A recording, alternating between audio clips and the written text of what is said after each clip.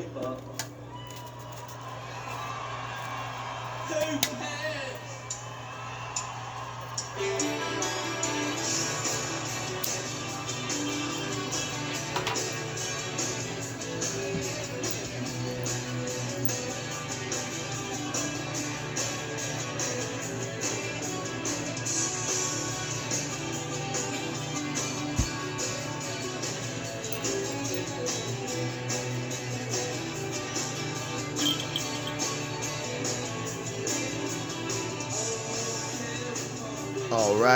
All right. Welcome to Conspiracy Corner Podcast, everyone. This is Abe, your host. It is October 26, 2025.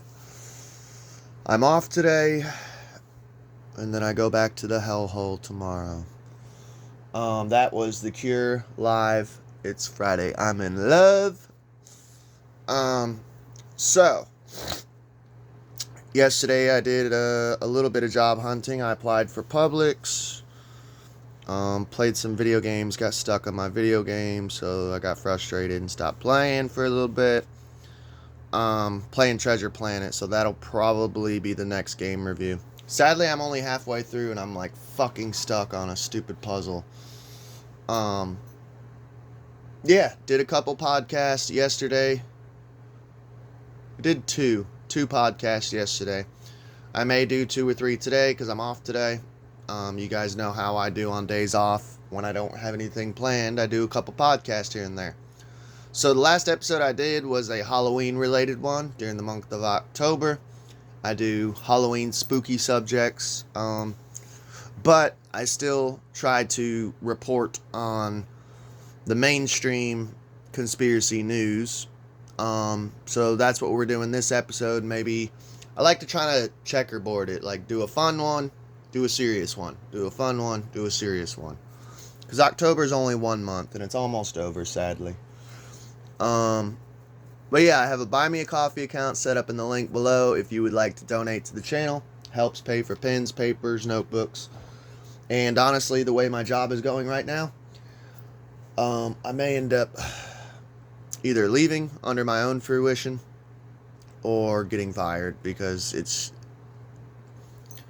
not me, dude. It's this new manager who's literally micromanaging everything.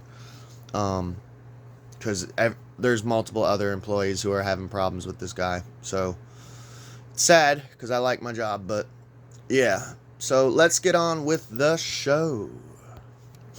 So today we're covering Bill Gates. We all love Bill Gates, don't we? He's a philanthropist. He's a good guy. Covering Bill Gates in Kenya, because there's 2 things. So he got diplomatic immunity at one point in Kenya, and now he's been stripped of diplomatic immunity. Which we'll dive into that here in a minute. Get the details on it. But a lot of people in the conspiracy community are bringing up something he did in the past with Kenya with a tetanus vaccine. Giving it to all these Kenyans. And we already know that Bill Gates, he's even said it, like, there's too many people. He believes in the whole... I don't even know if he believes in it, but he's pushing the whole narrative of overpopulation. We need more birth control. We need more abortions. We need more... all that shit. Which, the abortion thing, I mean, I'm pro-abortion for, like, certain circumstances, like incest, rape, shit like that. But this guy probably wants more abortions for, like, sacrifices to Baal and Molech or something, you know? Allegedly. So, listen to this shit. I didn't know about this. I knew that he's always been doing fucked up shit with vaccines. But this is the HCG found in WHO tetanus vaccine in Kenya raises concerns in the developing world. This is real short, but it was Bill Gates who was working with the WHO bringing this to Kenya. In 1993, and a lot of people are saying this is why he got stripped of diplomatic immunity, that the Kenyans were like, fuck this guy. I don't know. It's interesting. In 1993, WHO announced a birth control vaccine or family planning. Published research shows that by 1976, WHO researchers had conjuncted a tetanus toxoid, TT, with human chronic Jonadrop tropin, HCG, producing a birth control vaccine. Conjunctating TT with HCG causes pregnancy hormones to be attacked by the immune system. Expected results are abortions in females already pregnant and or infertility in recipients not yet impregnated.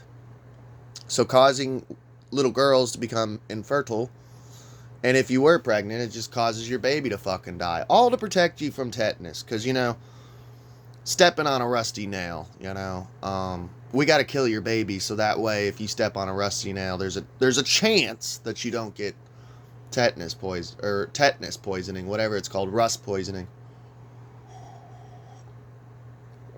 By the way, I'm just going to be straight up, dude. I used to be a metal scrapper. I mentioned it like 2 episodes ago. Yeah, I used to scrap metal as a side job for money. I've done construction with my dad. I haven't had a tetanus shot since I was a kid, and I cannot tell you how many times I've stepped on rusty nails, scratched myself on like tin or metal, and knock on wood, have never gotten fucking rust poisoning or tetanus. I'm just saying. I think, honestly, it's got to be super fucking rare for someone to get like rust poisoning, because I haven't had it shots in like since I was a kid, like any form of shots, and I just seem to be doing fine, And by the way, I treat my body like a shit show. So if I'm all right, I promise you, I think you'll be okay. Repeated inoculations prolong infertility.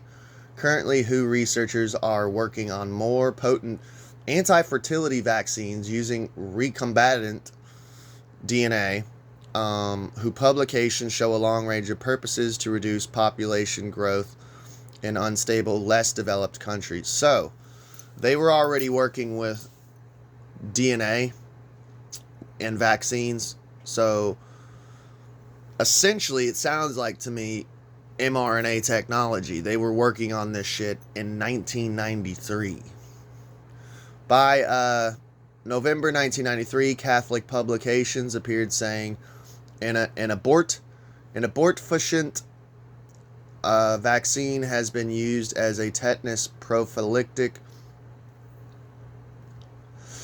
In November 2014, the Catholic Church asserted that such a program was underway in Kenya. 3 independent Nairobi-accredited biochemistry laboratories tested samples from the vials of the WHO tetanus vaccine being used in March 2014 and found HCG where none should be present. So they found it in there where there shouldn't have been HCG in there.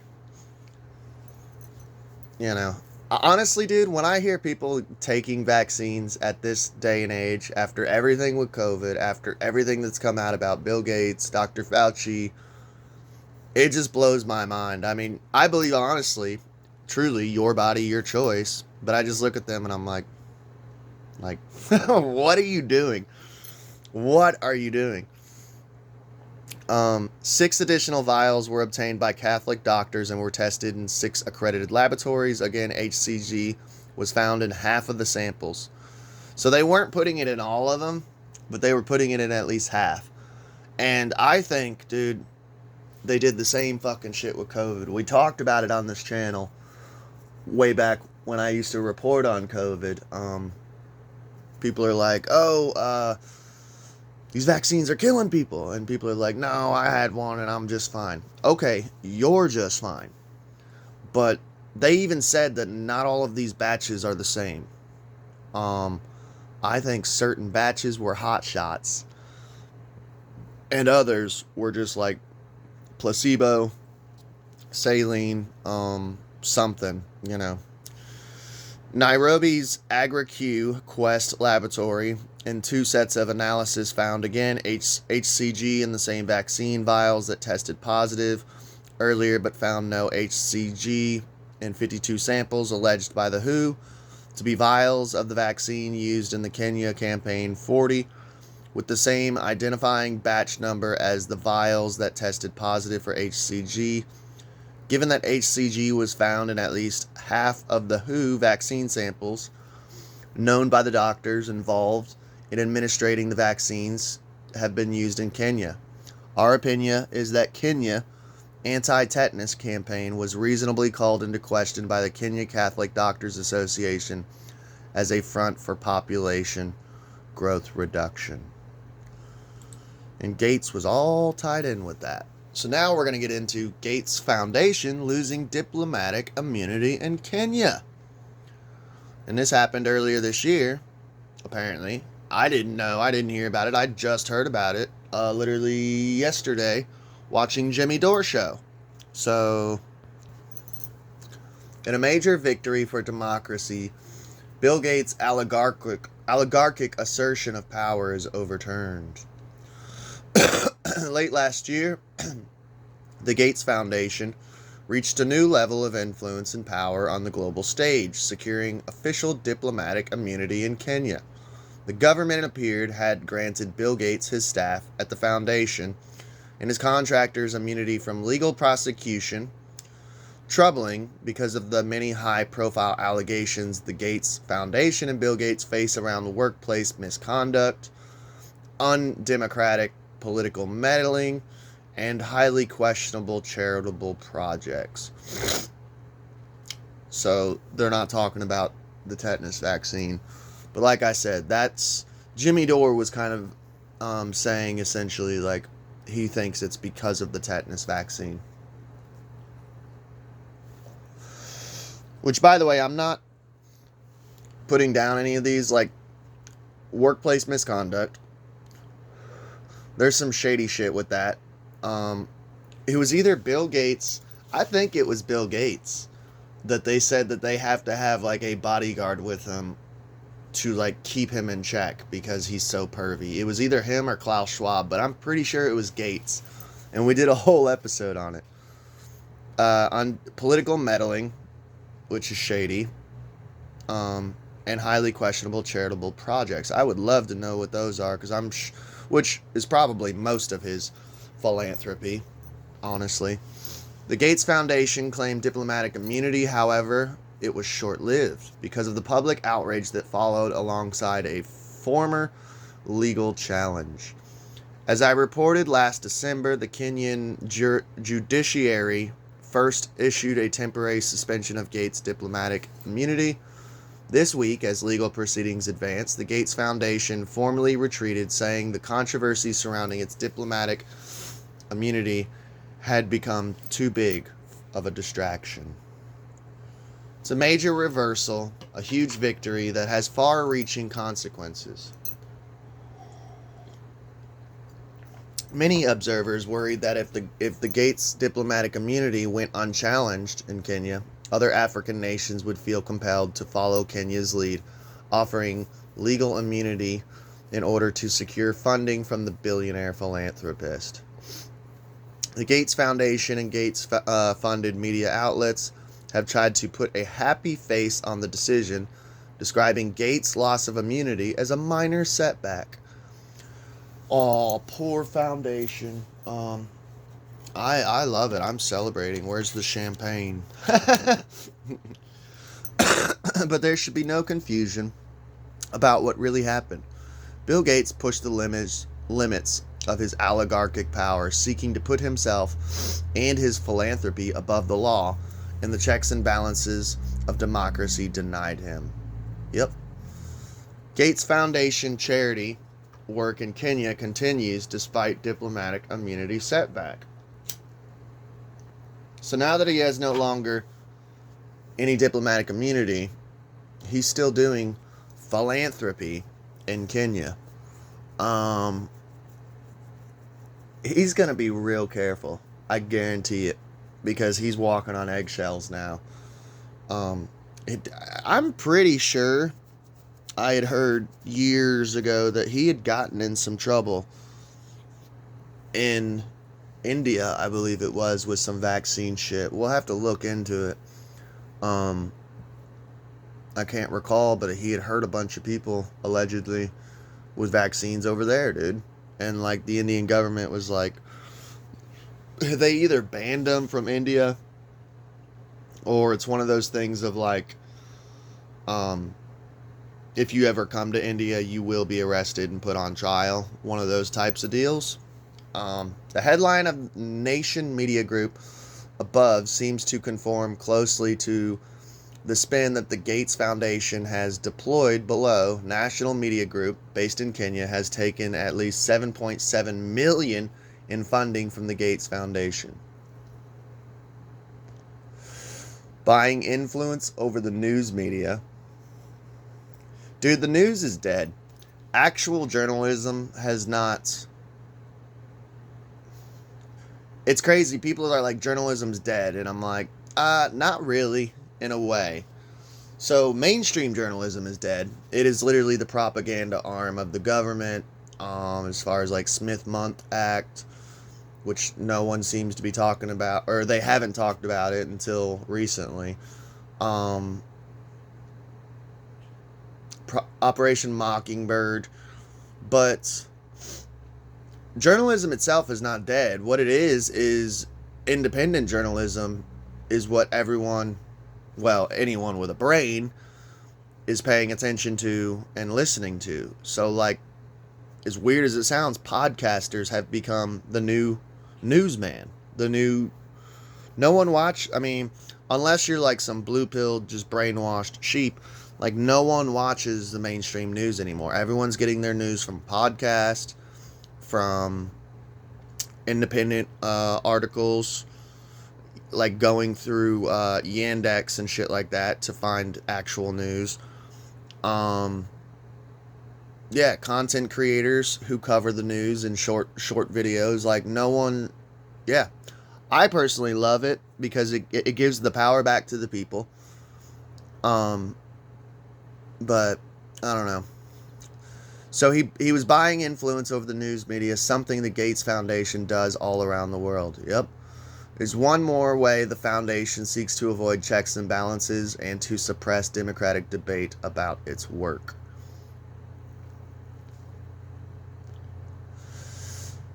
When I first reported on Gates' claimed diplomatic immunity last October, I talked to Danielle Maingi, an agricultural expert and coordinator for the Kenya Food Rights Alliance.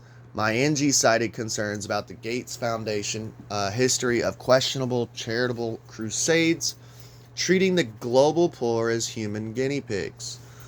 The foundation's social experimentation has often proven highly ineffective and enormously harmful, including in Kenya, the home base of Gates Foundation's embattled work in agricultural development, the green revolution that Gates promised to recreate in African agriculture, working through a Gates-led organization in Nairobi called AGRA, has translated into so much destruction and polarization that farmer groups across the African continent are now asking the foundation to pay reparations. Good luck on that. The Green Revolution is what he's calling it.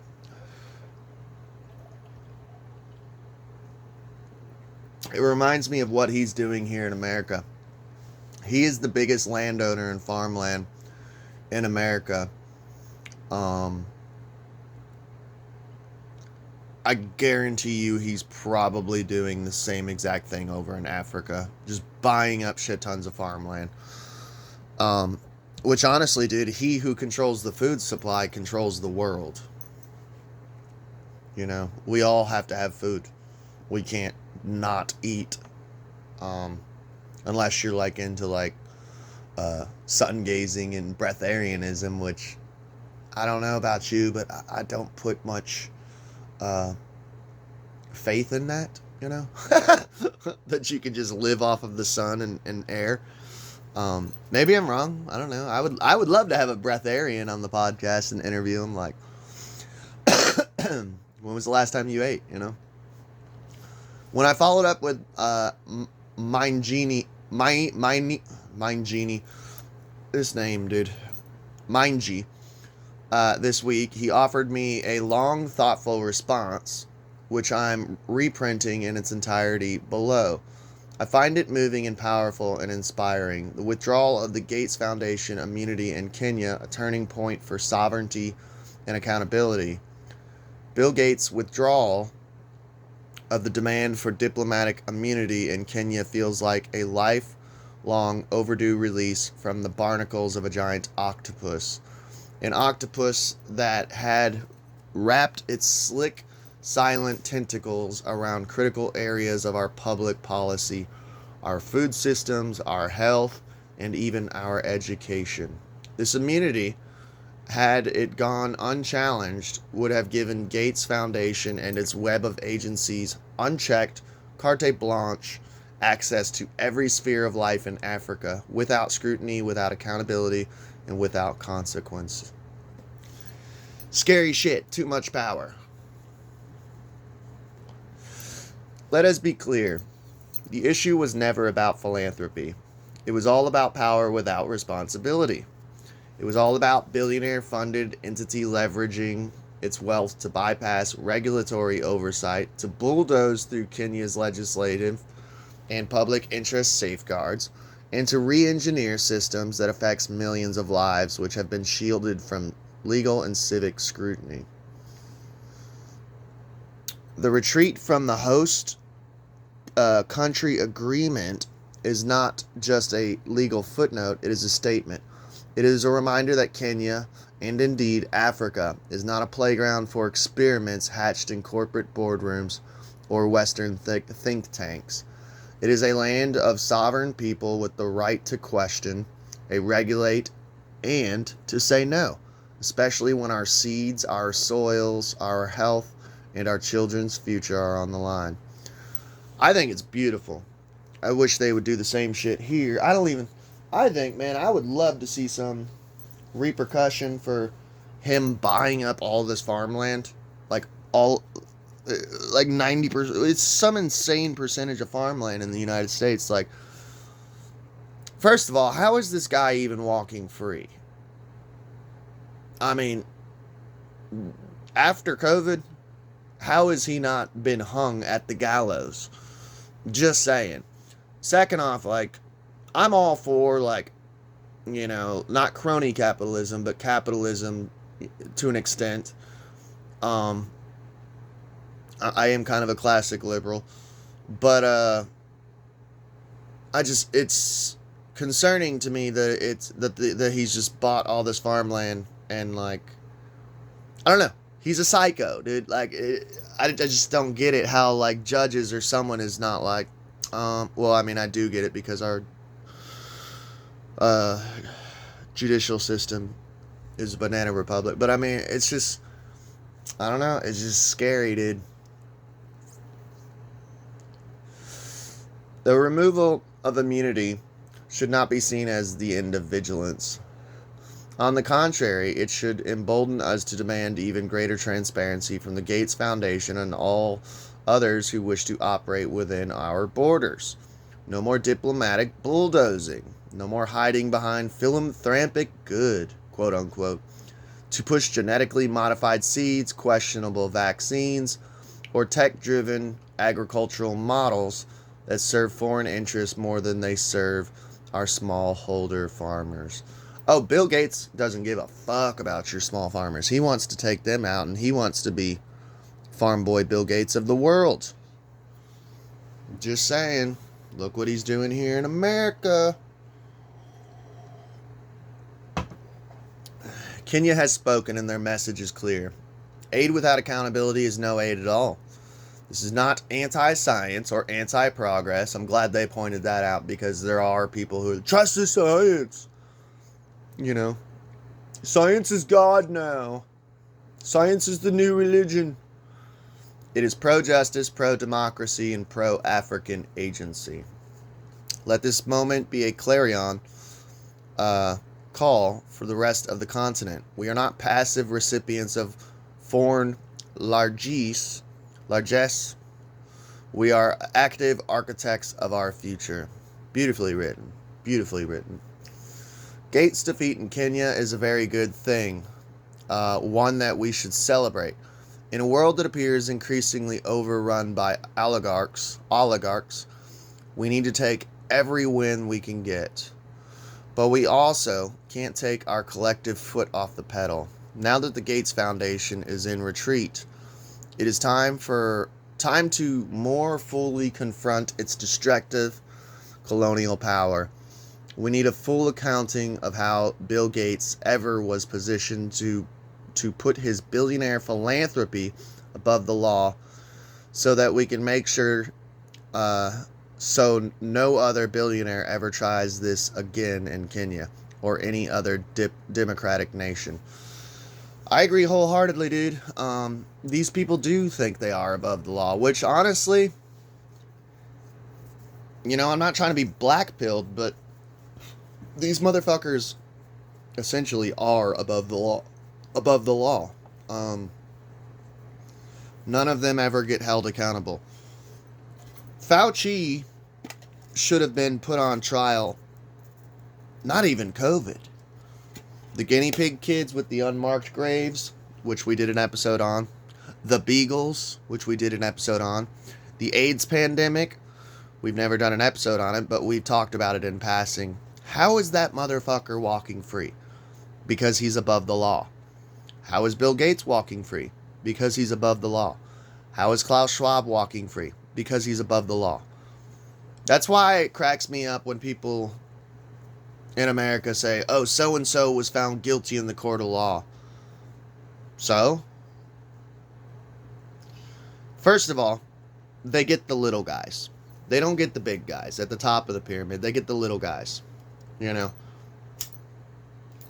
When people are like, when Trump first got in, and all these crime agencies were like, yeah, we're getting pedophiles off the streets. We're getting the pedophiles. It's like, okay. And they were getting hundreds of pedophiles. But they're all little guys. They're your uncle who lives up the road, who's got CP on his computer. They weren't Jeffrey Epstein. They weren't, they weren't these high-powered elites. They're all little guys.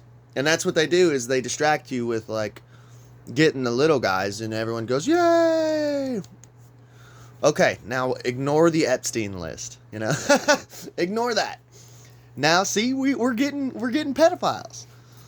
I know it sounds bad, but, I don't want the little guy. I want the big guys. Because if you cut the head off the snake, the body will die. You know? But if we just keep chopping at the tail and moving our way up, it's just going to regrow, You ever catch a lizard and the tail falls off? That lizard ain't dead. It'll just grow back, That's what they're doing. They're cutting the tail off the lizard, not cutting off the head. But we also can take our collective foot off the pedal. Oh, can't. I was gonna say. I thought he said can at first. I'm like, no, you can't. Now that the Gates Foundation is in retreat, it is time to more fully confront its destructive colonial power. We need a full accounting of how Bill Gates ever was positioned to put his billionaire philanthropy above the law, so that we can make sure that okay, we read that.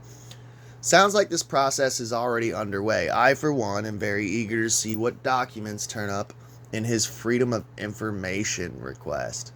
Uh-oh, someone did a FOIA on him. Good. Democracy is a process, not a privilege. And it can't be successful unless people are willing to put their time and energy into making it work, into challenging those who use their wealth and power to subvert it, to make their voices heard above all others.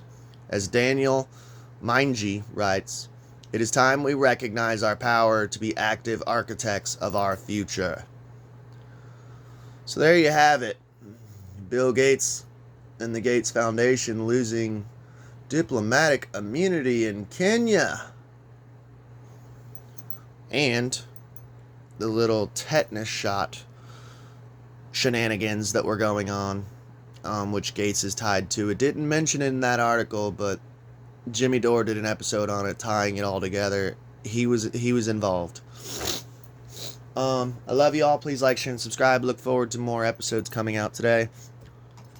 The next one should be more of a fun, spooky Halloween type one. We'll get back into the season of Halloween.